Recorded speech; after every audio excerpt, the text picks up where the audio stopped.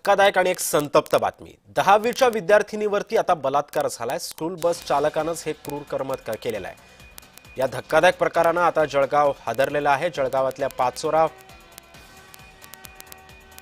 मध्ये हा सगळा प्रकार घडलाय। आरोपी बस चालक आबिद जलीलला पोलिसांनी आता ताब्यात घेतलाय।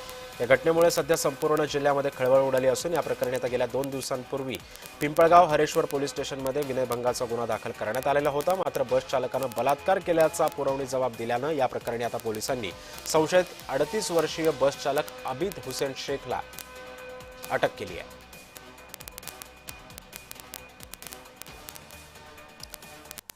आणि या संदर्भामध्ये माहिती देण्यासाठी आमचे प्रतिनिधी जुगल पाटील सध्या आपल्यासोबत जोडले गेलेले आहेत। जुगल, जळगावमध्ये सुद्धा आता मुलींच्या सुरक्षेचा प्रश्न ऐरणीवरती आलेला आहे। पोलीस कशा पद्धतीने आता पुढचा तपास करतात?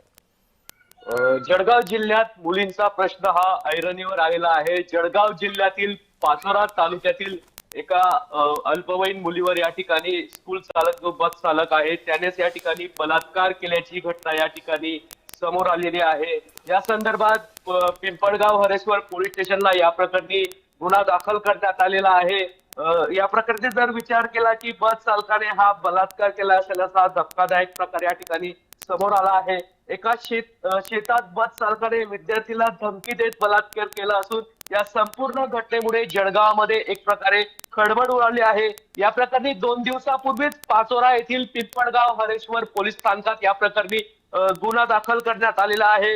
38 वर्षीय चालक आबिद हुसेन शेख असं या बस चालकाचं नाव आहे। त्या प्रकरणी पोलीस या संदर्भातली अधिक माहिती घेत असून मात्र स्कूल बस चालकानेच हा प्रकार केल्यामुळे या प्रकरणी पुन्हा एकदा मुलीचा प्रश्न हा ऐरणीवर आलेला आहे।